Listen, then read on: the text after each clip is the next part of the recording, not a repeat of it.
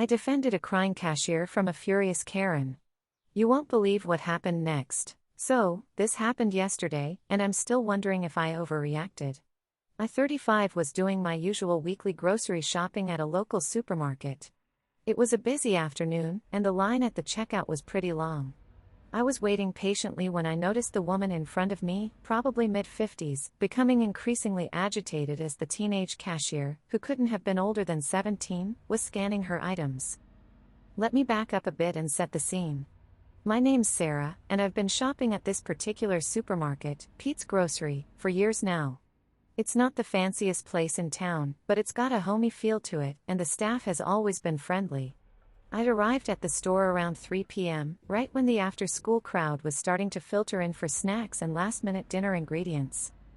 As I navigated the aisles, filling my cart with the usual suspects, a loaf of whole wheat bread, a gallon of milk, some fresh produce, and maybe a treat or two, I can never resist the bakery section. I couldn't help but notice the hustle and bustle around me. Kids in school uniforms were crowding around the candy aisle, harried parents were trying to wrangle toddlers and shopping lists simultaneously, and the occasional elderly shopper was carefully examining expiration dates on canned goods. By the time I made it to the checkout area, the store was in full swing. Every lane was open, each with a line at least 5 or 6 people deep. I surveyed the options, trying to gauge which line might move the quickest. That's when I spotted lane number 3, where a young cashier I hadn't seen before was working. She looked nervous, her hands slightly shaking as she scanned items and bagged groceries. Her name tag read Emily, and I could tell from her wide-eyed expression that this was probably one of her first shifts. I decided to join her line, figuring it might be a bit slower, but hey, we all have to start somewhere, right? As I waited, I couldn't help but overhear snippets of conversations around me. 2 middle-aged women behind me were gossiping about the latest neighborhood drama. Apparently, someone had painted their house a scandalous shade of purple. An older gentleman in the next line over was regaling anyone who would listen with tales of his glory days as a high school football star. And right in front of me, a woman I'd later come to think of as Karen, though I never did catch her real name, was on her phone, speaking loudly about some work emergency that simply couldn't wait until she got home. I tried to tune out the chatter, instead focusing on the magazine rack beside the checkout. The covers screamed headlines about celebrity breakups, miracle diets, and the latest political scandals. I was just reaching for a crossword puzzle book to pass the time when I heard the first signs of trouble brewing. "Oh, for heaven's sake," Karen muttered, hanging up her call and turning her attention to the young cashier. Emily had just finished with the customer before Karen and was now starting to scan her items. "Could you possibly go any slower?" Karen snapped, her voice dripping with sarcasm. Emily flinched at the harsh tone but didn't say anything. She just ducked her head and tried to speed up her movements. I could see her hands trembling even more as she picked up each item and ran it across the scanner. As the minutes ticked by, Karen's irritation seemed to grow exponentially. She kept checking her watch, sighing loudly, and making snide comments under her breath. "I should have known better than to get in this line," she grumbled, loud enough for everyone nearby to hear. "They always put the incompetent ones on register during rush hour."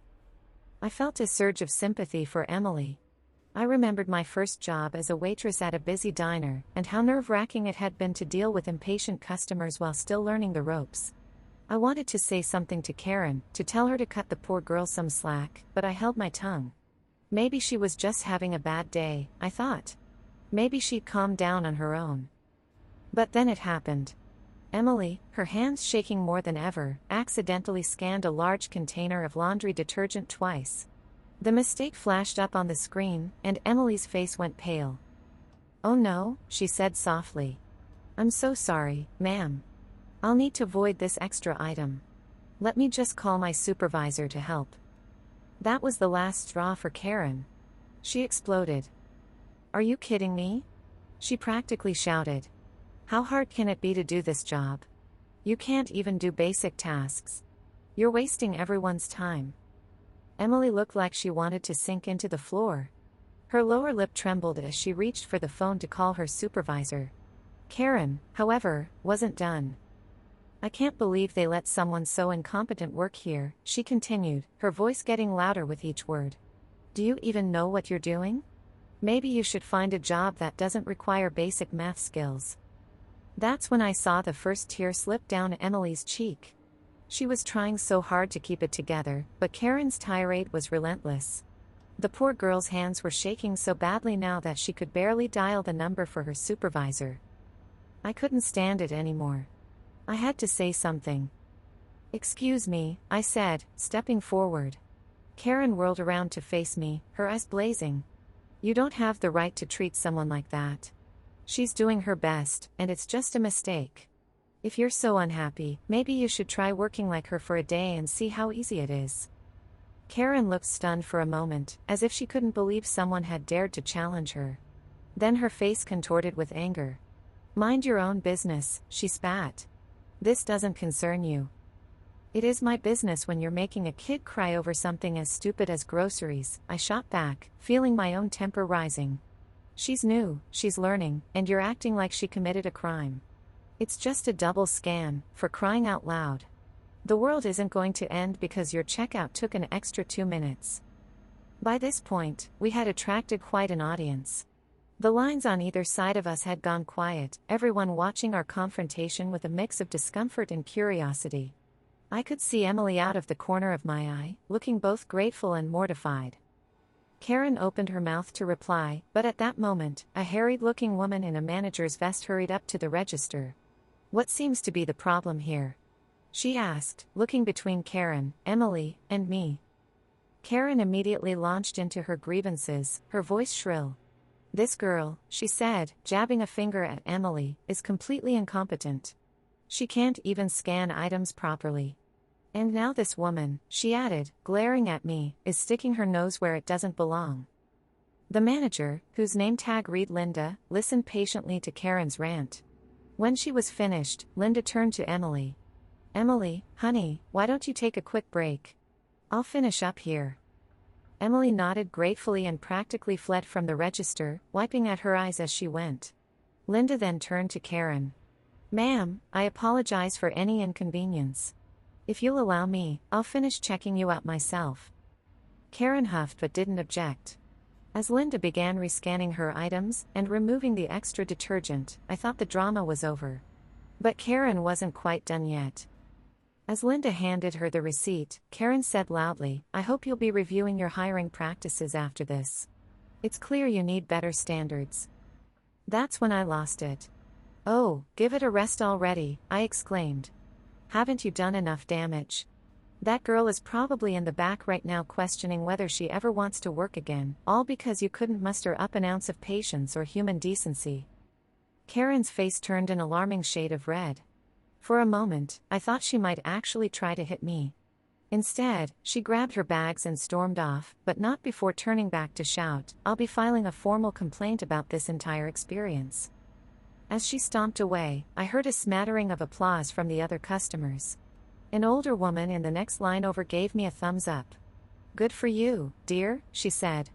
"Some people forget their manners entirely these days." Linda, the manager, gave me a tired smile.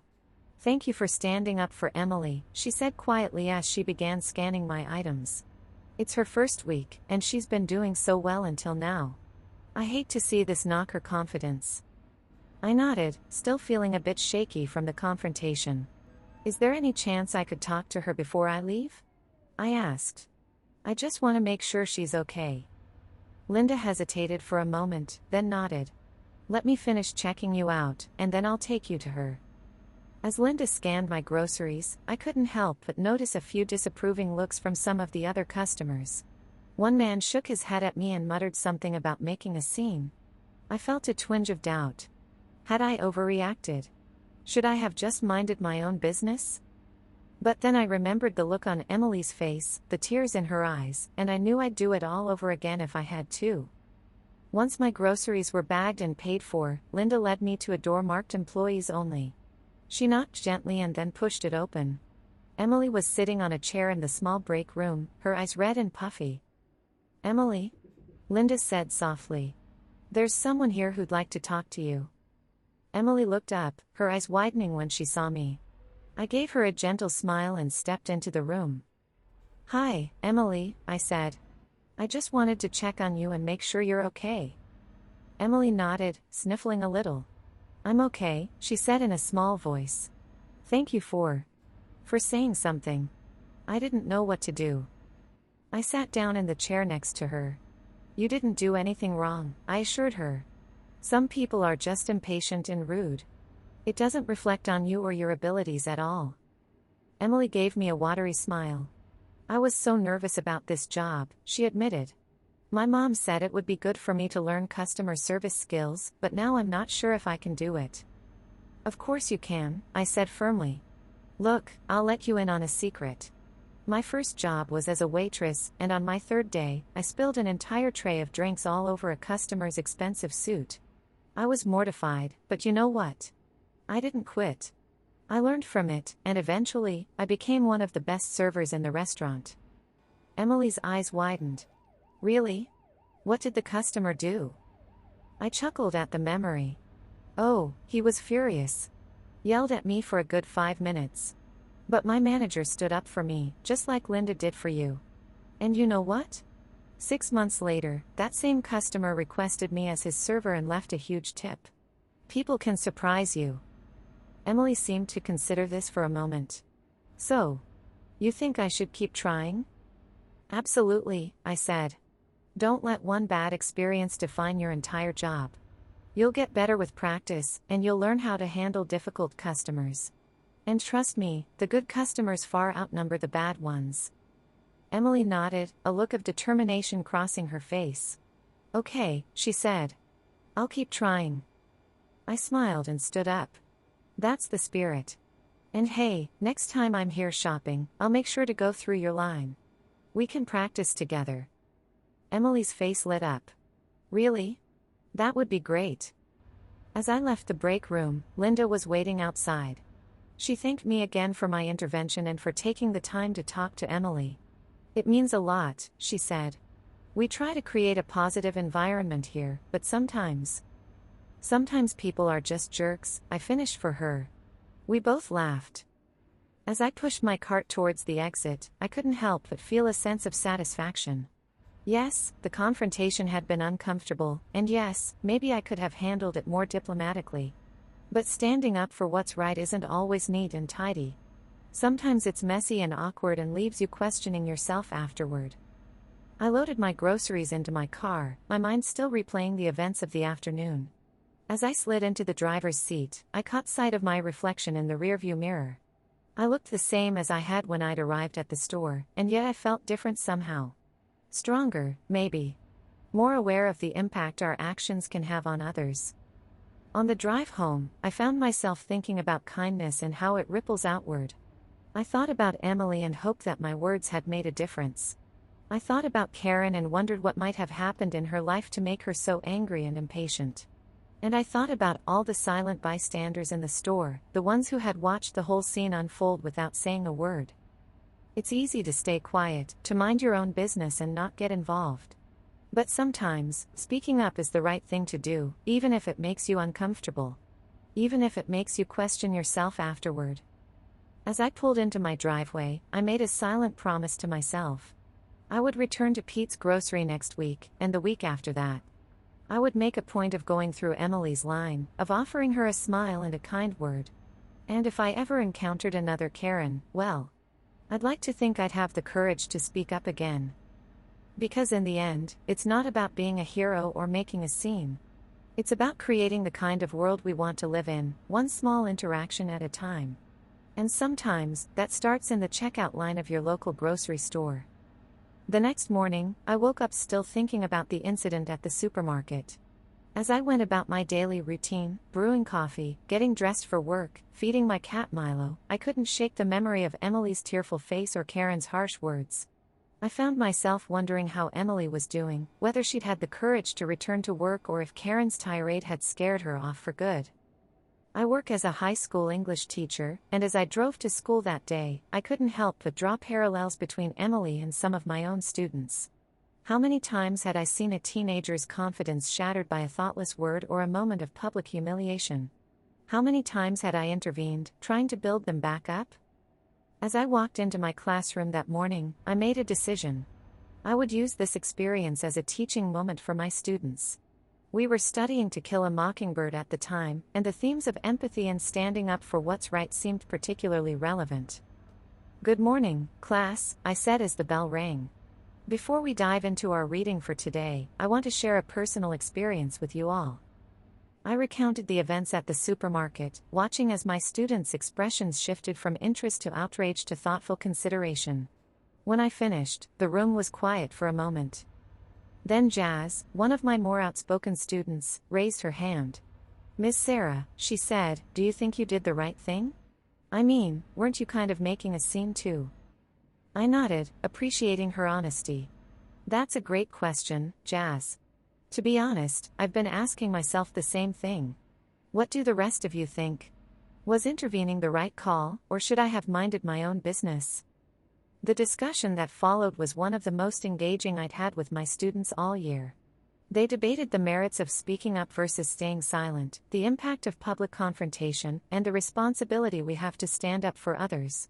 By the end of the class, we'd drawn connections between my supermarket experience and Atticus Finch's defense of Tom Robinson, discussing the courage it takes to stand up against injustice, even when it's uncomfortable.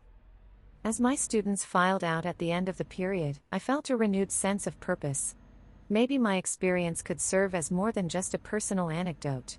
Maybe it could be a catalyst for change, however small. The rest of the week passed in a blur of lesson plans, grading, and the usual chaos of high school life. Before I knew it, it was time for my weekly grocery run. As I pulled into the parking lot of Pete's Grocery, I felt a mixture of anticipation and nervousness. Would Emily be there? How would she be doing? I grabbed a cart and made my way through the store, picking up my usual items. Continuation of the previous content. As I approached the checkout area, I scanned the lanes, looking for Emily. My heart sank a little when I didn't see her at first. But then, as I rounded the corner to the last lane, there she was. Emily was at her register, ringing up a customer's groceries with a small, determined smile on her face. I felt a wave of relief wash over me. She had come back. Despite the awful experience with Karen, Emily had found the strength to return to work. I made my way to her lane, waiting patiently as she finished with the customer ahead of me. When it was my turn, Emily looked up and recognition flashed across her face. Her smile widened. "Hi," she said, a hint of shyness in her voice. "It's nice to see you again." "It's great to see you too, Emily," I replied warmly. "How have you been?" As Emily began scanning my items, we chatted about her week. She told me that yes, she had been nervous about coming back, but her manager Linda had been incredibly supportive. She'd even received some kind words from other customers who had witnessed the incident with Karen. "I kept thinking about what you said," Emily admitted as she bagged my groceries. "About not letting one bad experience define the job. It really helped." I felt a surge of pride and happiness. "I'm so glad to hear that, Emily. You should be proud of yourself for persevering."